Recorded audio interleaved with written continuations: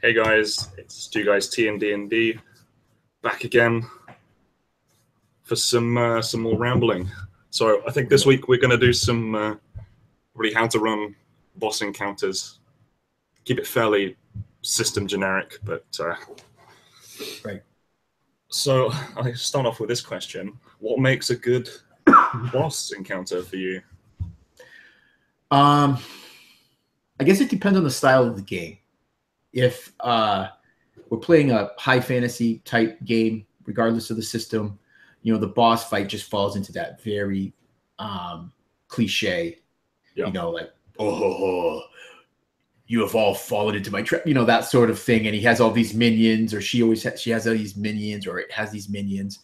And it's tough. It's a tough fight. I mean, I think boss fights should always be challenging on many different levels, whether it be some sort of puzzle that the players have to figure out.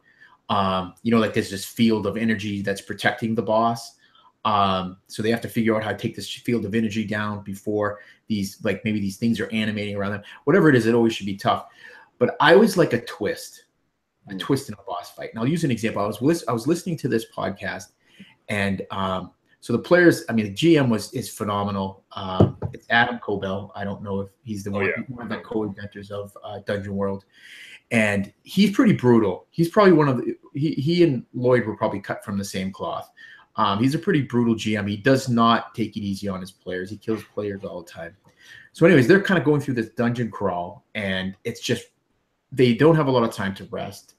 They're close to dying all the time. And then they finally get to this boss fight, but their resources are pretty tapped. I mean, that's another thing Adam does really well. He taps the resources. So in a boss fight, make sure your players don't get a chance to take a long rest. And if they can take a rest, limit them to a short rest, so they're only getting some of their stuff back, because you really want to kind of just milk the resources from them.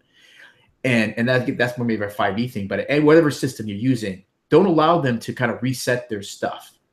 Get spell points back, reset any kind of abilities, get any kind of abilities back, or limit the amount of abilities they can get back. But anyways, so Adam Koebel has this boss fight, and it's this boss, and he's in this big machination thing, and it's this goblin. He's like, I'm going to kill you all. And he's like, and it's like firing flamethrower and stuff. But he has these other little minions, right? And so you're thinking, so they take down these minions. I think one or two of the players drop, and they're just thinking, but there's still this boss that they haven't even touched yet. And they're all like, we're dead.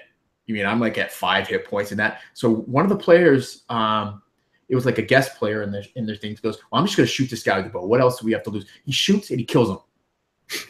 One shot. The boss only had 1 hit point.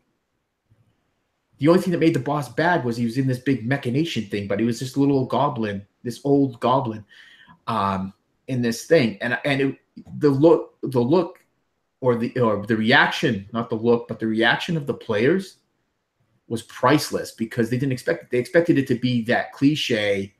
Boss has 3 million hit points. You're gonna have to, and it has 15 million abilities, and it's gonna take forever to get to the boss. And they killed him in 1 shot. And there was like this long pause. And they're like waiting for something to happen. Like it was a joke. Like he comes back up. No, dead. So I like that. I like to keep your players guessing. Like maybe the boss fight isn't the hardest part. Maybe the hardest part is getting to the boss. But the boss is actually someone that's just has no fighting abilities whatsoever, has no magic abilities whatsoever. Their skill is how they manipulate those around them to do that. I mean, so I say be creative on your boss fights. That's what I was trying to do. See, I feel miserably at it, but I try it. I just love this epic, just an epic battle is what I want from a boss fight. I want like meteors raining from the sky, I want like spells just being thrown out, loads of minions, just everything, just full whammy. Yeah. Just never let your players have it like take a breath. Just full on all the time is what I want from a boss fight for me. Yeah. So I know you're prepping for a boss fight today. Yes. You have a homebrew game. Maybe you can share a little bit about. I'll share my screen in just a sec. So I'll do a little like background to it. So I ran a Christmas special as like a little side thing. I ran it on the day after Christmas, Boxing Day, which I don't know if you have in the US. I don't think you do. It's a thing in the UK. We eat ham. That's about it. So ran them on this little adventure to save Christmas, as you do. And I had the bad guy in this little one shot be Krampus. So he's like that Germanic sort of evil type Santa. He goes along, he eats children, that kind of thing. So he was in a big like mechanized badass thing. He'd like had a bunch of like snowmen that he'd conjured up to be his minions. He'd taken control of some like toys and stuff to make them come alive and try and kill the players. So they come in, have a badass fight. One of them has a spell, a cantrip called Lightning Lure, which then pulls the boss towards you. So it did double damage because it was electric, but he pulled the boss on top of him, and he was a wizard. So he had, I think he had 12 HP. So the boss just immediately one-shot him, like completely one-shot him, no death saves, just dead, smushed. Like he did, I think I did like 30 damage in one hit because it was a critical hit. So I said to this player, "Do you want to come back as a just roll a new character, or come back as like this sort of pieced together, cobbled together wizard, or do you want to come back as a warlock with Krampus as your patron?" So he decided, I'm going to come back as a warlock with Krampus as my patron. So they carried on with the campaign, trying to just uncover the mystery. But I thought, I'm kind of annoyed that my party member is a warlock. Let's go to hell, kill Krampus, free his soul. And that's what the campaign turned into. So my players have like leveled up, geared up, have a load of magical items, absolute badasses at this point. They find out where the portal to hell is. They go there, travel through all the layers somehow. Just did it. I don't know how they did it. They survived a lot. And now they're sort of just on the outskirts of Krampus's lair right now, about to go in. They've just had a rest, so they're fully prepped for this one encounter. So I'm taking a lot of inspiration from World of Warcraft in their raid bosses and how they have different phases. So I've crafted this 3-phase boss, which my players will tackle, hopefully. Let me see if I can just share my screen. Let's try this. Here we go. So have a look at this.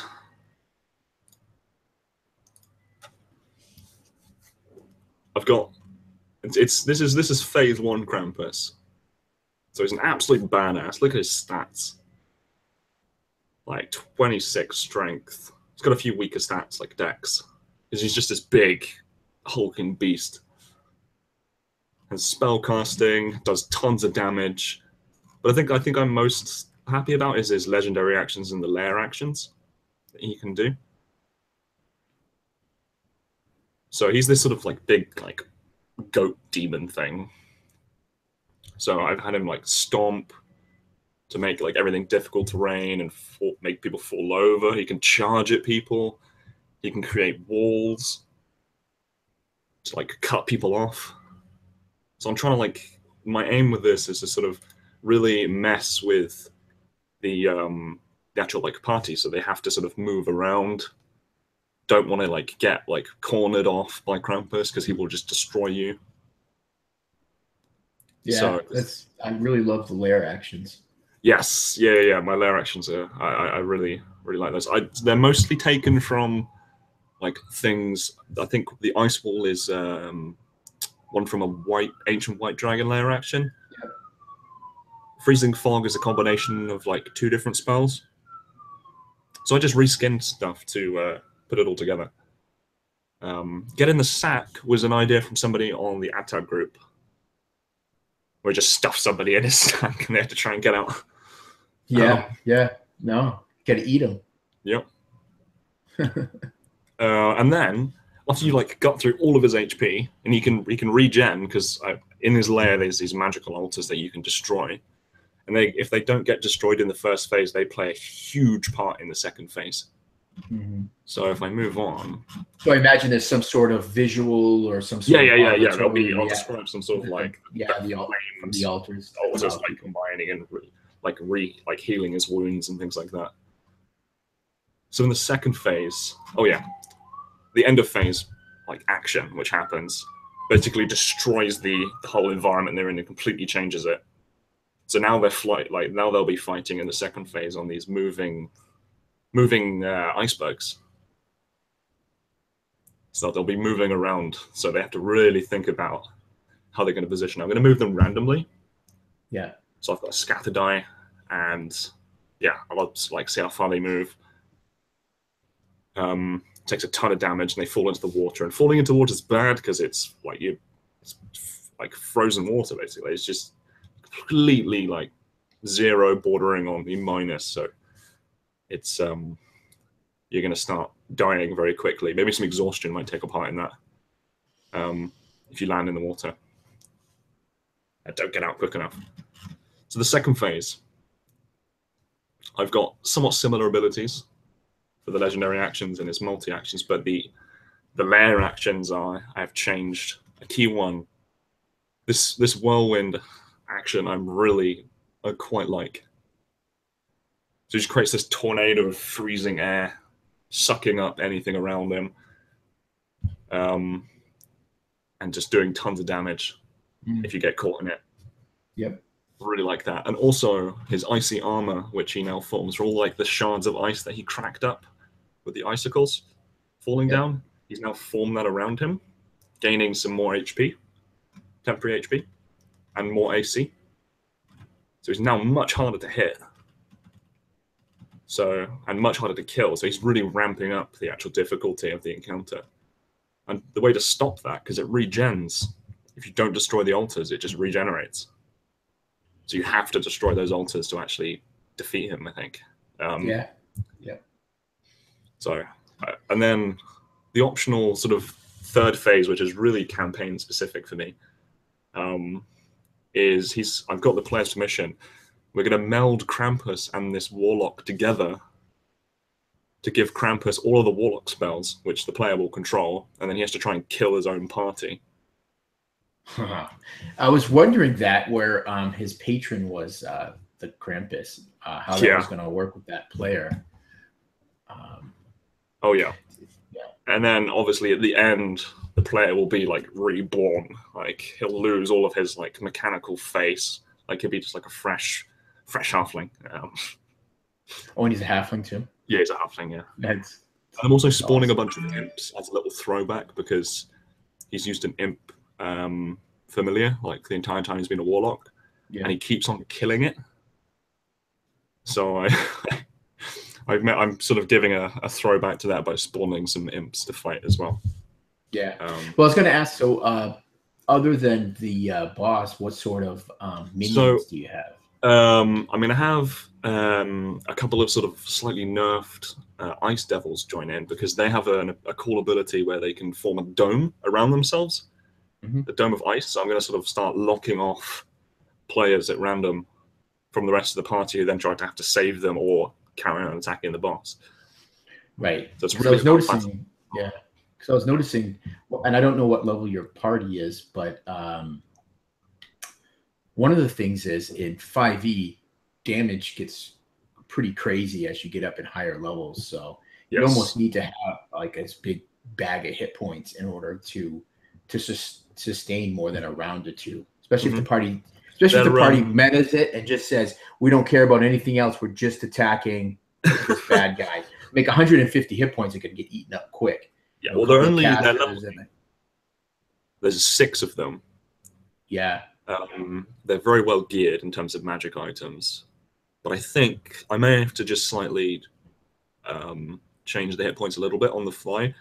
But my players are fine with that because they'd rather have the fight last a bit longer. Because they won't ever see this. Right. So it just made me like, oh, they've done like 200 damage in the first round. Let's just keep it on a little bit longer just for fun. Right. Because we all know what players are like with the Alpha Strike. It's just deadly.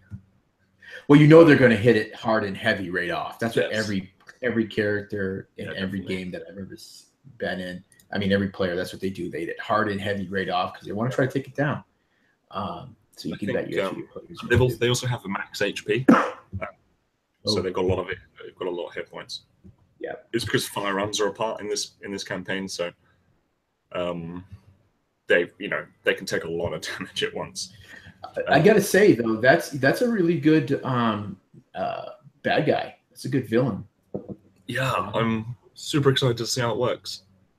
And you know that Krampus is going to be really like hard to wanting to live too, because if they slay him in hell, he's gonna forever slay him. So that's pretty good. They might make a friend or two in hell because he's not a popular devil. Right. Tends to break a lot of rules. Your warlock will pick up a new patron, maybe. Well, I think he wants to. He's going to go back to being a wizard. Although the campaign's kind of ending after this, so after the final encounter, they'll have maybe we'll do another little session to sort of wrap things up in the role play kind of thing. Yeah, cool. This will take probably 1 or 2 sessions. This fight, because we only play for 2.5 hours. So that's this whole fight. That's the whole fight. Yeah, both these 3 phases. It should be. And I think that's another thing too is boss fights. Let's talk about boss fights. Never rush them. Yeah. Boss fights should never be rushed. So if you know you run a 3-hour session or a 2-hour session or a 4-hour session, don't drag it out. Talk with your players beforehand. Let them know, hey, you're just standing right outside of what is this demon's lair. You want to get in there. You want to get either that or just ask them, are you guys okay with this session running a little bit longer? Because this fight could run longer. I mean, you could be surprised. Character gets really lucky. Well, actually, he's got his 3. I don't know. It's tough because they get the legendary resistance, so you can't usually one-shot something because they can just say, "No, I'm going to save." Yeah, I think what I'm hoping for is that the first 2 phases in one session, and then start then describe the melding of the Warlock and Krampus, and then end the session there. Yes. That's what I'm hoping for, but we all know that won't happen. Oh, you know something? And I know thematically, I think it's so awesome. It's after that phase 2, they defeated after phase 2, and it's laying there. They've destroyed both these altars, and there's whew,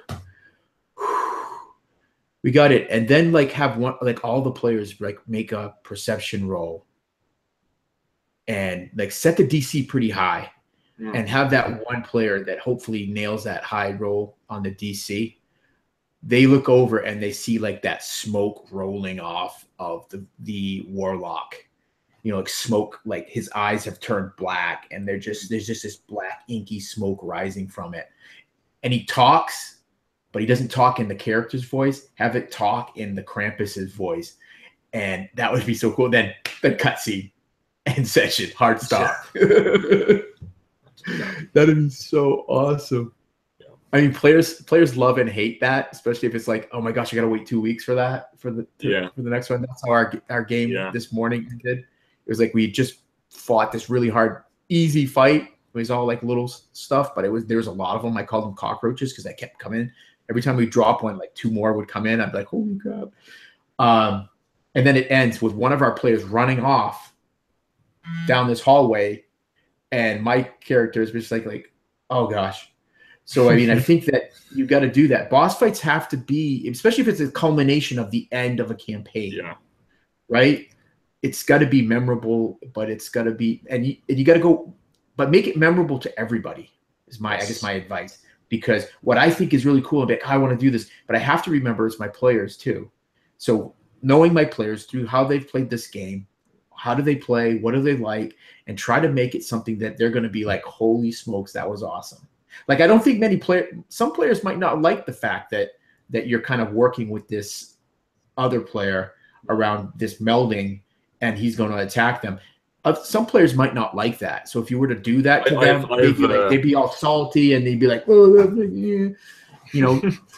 But No, I've but thought if you've about got a this pretty group of hard. players and you know they're going to be groovy with that, like I played a Vampire the Masquerade game and we had this final boss thing at the end, and the whole time my character was the bad guy that was actually setting up the other players to be switched over into vampires. And it wasn't until the end that I actually did it. And you should have seen the look on their faces. I know these guys. I've been playing with them for years. It's my home group. And they were just like, wow. There's that shocked amazement as like, wait, what did you just do? Because I literally just grabbed this guy and I killed this like NPC guy that was trying to help. And they're like, what? And they're all weak and stuff. So I think it's just really great. I think that's a great thing. Yeah. But you got to, like I said, Yeah, it needs to be always go memorable for the for players. everybody. But they've got this whole like big thing of trying to save this guy. So I think they'll do whatever it takes. Like they know he's on a path to evil. Yeah. They want to try and stop it. So right. And it should be an epic end. I know this is a little of a tangent of talking about boss fights, but it's kind of connected in a little way. So I'm in a Pathfinder game with Mike Lashem, and his character is a sorcerer, and it's a demon-bound sorcerer. So he's found out over time. We've been playing this campaign now for, gosh, a long time. So he knows. So he's found out that he's got this demon that basically, when he dies, his soul is his. So we're in the process of gathering this stuff for a ritual that will totally like expunge or sever that connection to this demon. But it's not just any demon. Of course, it has to be this like really badass demon that like a priest of we went to this priest of Asmodeus. And even that high priest of Asmodeus couldn't bar out this demon when he was trying to figure out who it was. So that's just how powerful this thing was. So we're all like, this is so when you talked about this campaign down to hell, well, that was one of the options we might have to do is actually track this thing down to its lair. So, yeah, and kill it. It's the D&D way. Yeah, it is. It is.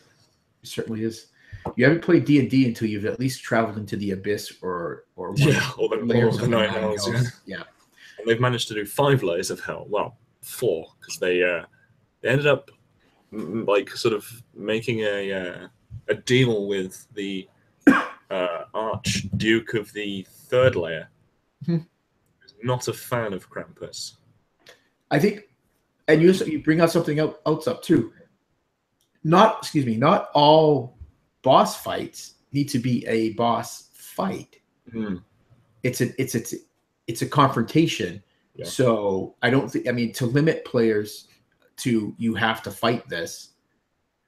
I think that, one of the things I always want my players to do is to be thinking outside the box, be creative. So if they can creatively think of a way to end a fight, then maybe that's what's going to be. Maybe it's not a fight at all. Maybe they make this, they make another pact with this. Maybe it's a talk. I'm not just with the Krampus, but you already got a great boss fight there. But I'm saying, so you meet up with something else, and maybe you say, "Hey, so you got our buddy here. How about you give us our buddy back, and we'll do this for you," kind of a thing. And that's the great thing about the hells over at the Abyss. See, the Abyss is chaotic evil. You got all these things that are just, it's about power, and you can't really trust them. Go into hell, you can potentially swing some deals. These, and the thing is if you're careful about it, you can actually not get too screwed over. I think Krampus might be open to that. But I think the only way, the only thing he'd accept would be for them to get him onto the material plane, just so we can have free reign. That's the only thing he'd go for. Yeah. That's fairly difficult, and a lot of my party are good, so they wouldn't do that. Right. So they're just going to kill him. I can guarantee it. It's just no, I think, it'd be surprising if it doesn't sound like they're going into that thinking, oh, maybe we can negotiate a deal. No, they're just going to kill him. Yeah, I think they're going to kill him, because here's the thing. He's got his fingers, he's got his clutches into this character. So it's what it is. And also, I think another thing about boss fights too, beyond the mechanical fight, is it's an great opportunity for players and game master to shed light on some things. Like maybe that's the time that the players find out that, you know, it's always that bad guy that thought he was doing good. You know, it's the Darth Vader conundrum. You know, and you know, maybe that's the time they find out this. Or you think of like, I think of like Mr. Freeze from DC Comics. Yeah. You know, he's a bad guy. He does terrible things, but he loves his wife and he's really just trying to get a cure for her, and he needs money and all this stuff. So he does these terrible things, but he has like, it's not like for necessarily an evil purpose. So I think that that's really another opportunity to do that. Yeah. You know, it's like I had this like mini boss fight in my Sword of the Dales game. So I had worked with another player and doing a cameo, and I had them coming to play the villain. And so we had chatted about what was going to happen, and he said, you know what would be really cool?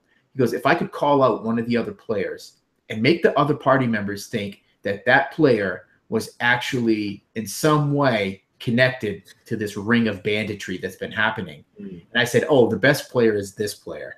And the player did that. And literally, when it was 4 players, two of the remaining 3 players were like, what did I just hear? And the other player was like, he wasn't there, which made it even better because I didn't know they would do this, right? Because the players do whatever. He had gone another way with these guards from the town, and we're like doing something else. So when he comes back, one of the players had died, was killed by this villain. The other 2 surviving players are there. They're pissed off because one of their friends died. And all of a sudden this guy comes strolling in. And so one of the players, it was so great, I didn't have to do anything. They go, we need to talk. And it was just like this very tense moment where the other player was like, he played it up perfect. He's like, what do you mean? I don't know any of these people. But he's a kind of a seedy guy. Yeah. So it actually fit really well because they're like, I don't know that I can trust you, man. But it really created this tension. So there was, even after the boss fight, there's still some great tension. And I think that's what you're building up to, is don't let it just end with that. Let it build up. Yeah. You know, it's kind of like the guys from AbTab talk about when if anyone wants to check out a great one, they do a great series on their podcast where they talk about building story. It's like building up to that climax, and then you have the drop off. Well, I'd always, sometimes a fast drop off is nice. Sometimes I think that gradual slide into like that neutrality as players. Like if a campaign's still going on, kind of gives them that moment to, you know, to rest and kind of think things over. It's like they're coming to Jesus moment. Yeah, definitely. So we've done talking about lots of like combat bosses, but how would you do a boss encounter with a more sort of intrigue game? Yeah, I think, well, the thing is D&D is not if you're looking at 5e D&D, not a good game for that because it's very mechanically driven. And most of their mechanics are really driven around that. I think of Marquise Hardis's Subari setting that he's working on, because that one, he actually has a system where you have encounters, but they're social encounters, and there's a play between the players and the NPC, and it goes back and forth, and it's almost like this combat of words or this combat of wills. And it's just really great. And I think that's what you would do. That's what I'd want to do. Adventures in Middle Earth, the Cubicle 7 hack for 5e, which is set in Middle Earth, has a great one called Audiences. And both the lore masters and the player's guides have these little sections on it. And I think that's really good. And I think that there's certain things players can do to influence that. But I think those are just moments where you really want players got to dig into the role play piece, right? Because their role play is going to influence what's going to happen. I mean, it's going to adjust your DCs on certain things. It might allow them to have maybe advantage or disadvantage on something. You know, you killed my brother, and now you expect me to let you live? You think so, right? Disadvantage on any kind of persuasion to do it. But maybe the player can make this convincing argument. I don't like things just to be resolved on a die roll. I want my players to tell me, you convince me why I would let you live when I have you surrounded. You killed my brother. He was close to me. And now you want me to let you live. just because you roll the die and it's an 18. Yeah. I want you to tell me, what does that 18 represent? Because I might have a DC of a 25 or a 20 going into that, but a player makes a really compelling argument, or two players make this really compelling argument, and say they get advantage now because of that, and they roll, or maybe they don't get advantage, but they roll. So that DC that started off as 25 might make it down to 18, 15. And then maybe the bad guy is like, I never did like my brother that much anyways, kind of a thing. Right?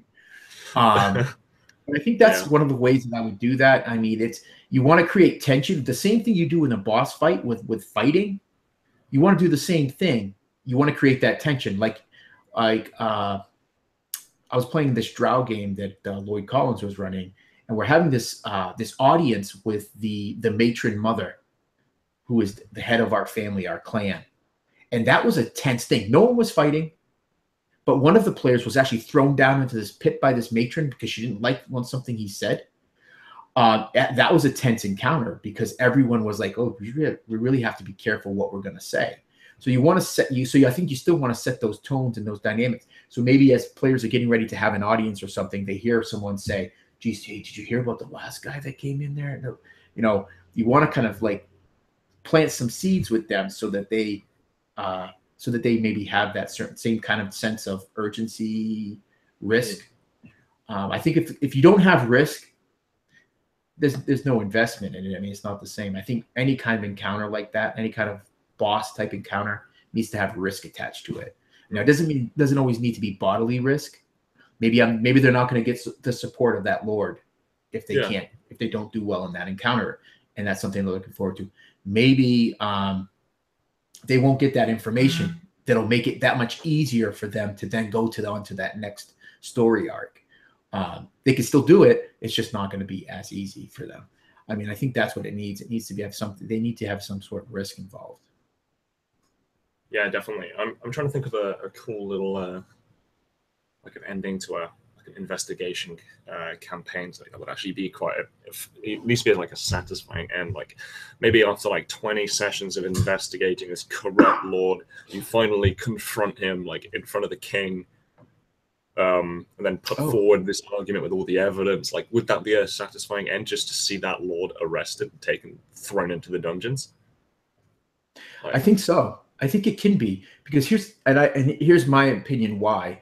Because I imagine there's been a lot of successes and failures along that way, right?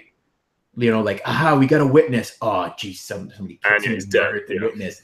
Yeah. So I think if you're really creating that tension throughout that storyline, I think that there's that. But what is that going to be though? Right? Is it just him being arrested, or is it actually the justice happening? Whether it's like hanging, beheading, carted off to prison, depending on the era and kind of genre you're playing in.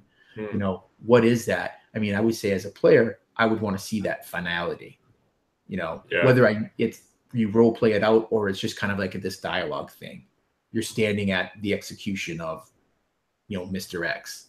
How is tell me what your player is thinking, feeling, doing when that happens, and then do that and allow them to kind of really build that narrative but I think it can happen. Yeah, I think it was the campaign that we did with Joe Garman with the gnolls and being the guards. Yes. When we sort of we finally got a witness and then assassin. It's like, oh.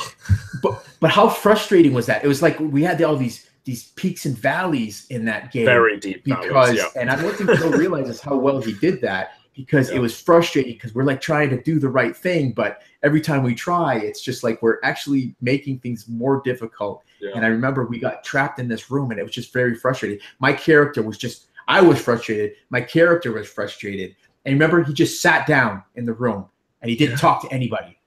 And he was usually this bubbly, hey, a little halfling. And he was just like, no, I'm not. Yeah, I think I would have actually been quite satisfied just for us to like gather information and actually deal with that. But of course, with the campaign that we had, I mean, there were gnolls, so you can't really have like a gnoll arrested. They're just going to kill stuff.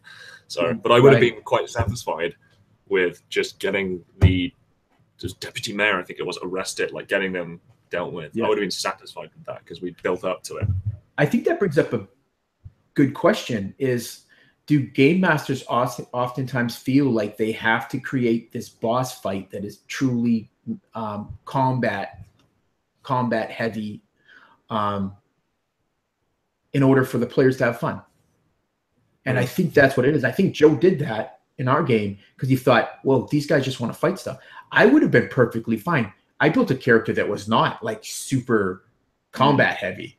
I would have been perfectly fine just trying to figure everything out, you know, having some light combat type stuff. But just that, I think, would have been made for a great little game, you know? Yeah. So I love the little bit of combat I liked in that game was just, you know, dealing with some drunken brawl and getting stabbed in the gut, you know, or falling on my face. It was basically we were playing. I literally love that. I hope I have to tell Joe to check this video out. But what I really loved about we were basically playing medieval version of Cops, man.